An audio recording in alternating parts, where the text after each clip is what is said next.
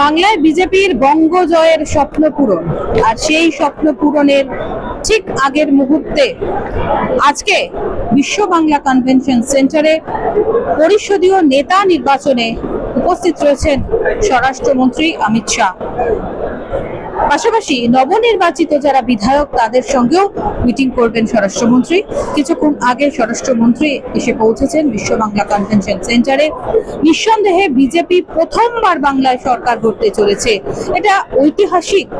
আগামীকাল শপথ গ্রহণ অনুষ্ঠান এবং আপনারা প্রত্যেকেই জানেন যে এই শপথ গ্রহণ অনুষ্ঠানে উপস্থিত থাকবেন ভারতবর্ষের প্রধানমন্ত্রী নরেন্দ্র মোদী।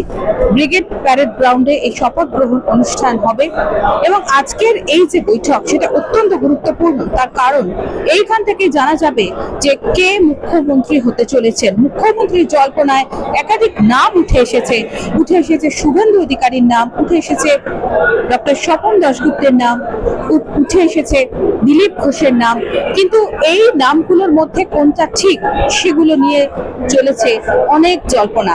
কিন্তু আজকের যে পরিষদীয় নেতা নির্বাচন হবে আর কিছুক্ষণের মধ্যেই সেই পরিষদীয় নেতা নির্বাচনের পর আমরা জানতে পারবো যে একেবারে নিশ্চিতভাবে পশ্চিমবঙ্গের মসনদে কে বসছেন। এবং তার পাশাপাশি আরো একটা বিষয় আপনাদের জানিয়ে রাখি যে এখানে মুখ্যমন্ত্রীর পাশাপাশি উপমুখ্যমন্ত্রী যে নির্বাচন সেটাও হবে। উপমুখ্যমন্ত্রীর একটি পদ থাকবে এবং পরিষদীয় নেতার পাশাপাশি উপনেতাও নির্বাচিত হবে। এবং অন্যান্য দপ্তরের কারা কোন দপ্তরের দায়িত্ব পাবেন, ক্যাবিনেটে কে কোন দায়িত্বভার গ্রহণ করবেন, সেই সমস্ত বিষয় নিয়েও আজকে কিন্তু স্পষ্ট হয়ে যাবে। আজকের অমিত শাহ যে বৈঠকে উপস্থিত রয়েছেন স্বরাষ্ট্রমন্ত্রী, সেখান থেকে আপনাদের জানিয়ে রাখি যে বাংলায় বিজেপির এই যে সরকার গঠন এটা প্রথমবার, তো স্বভাবতই এটা যেমন ঐতিহাসিক তার পাশাপাশি ঐতিহাসিক আগামীকালের যে শপথ গ্রহণ অনুষ্ঠান।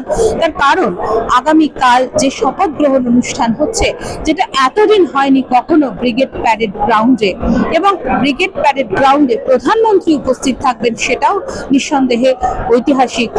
কিছুক্ষণ আগে এই পরিষদীয় নেতা নির্বাচনের যে বৈঠক শুরু হয়েছে সেই বৈঠকে উপস্থিত রয়েছেন বিজেপি নবনির্বাচিত বিধায়করা, উপস্থিত রয়েছেন শুভেন্দু অধিকারী, উপস্থিত রয়েছেন দিলীপ ঘোষ, সুকান্ত মজুমদার সহ বিজেপির প্রথম সারির নেতা এবং নবনির্বাচিত বিধায়করা।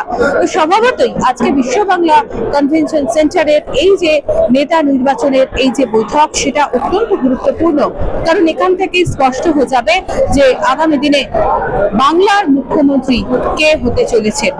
সরাসরি বিশ্ব বাংলা কনভেনশন সেন্টারের যে ছবিটা সেটা আমরা আরো একবার আপনাদের সামনে তুলে ধরছি।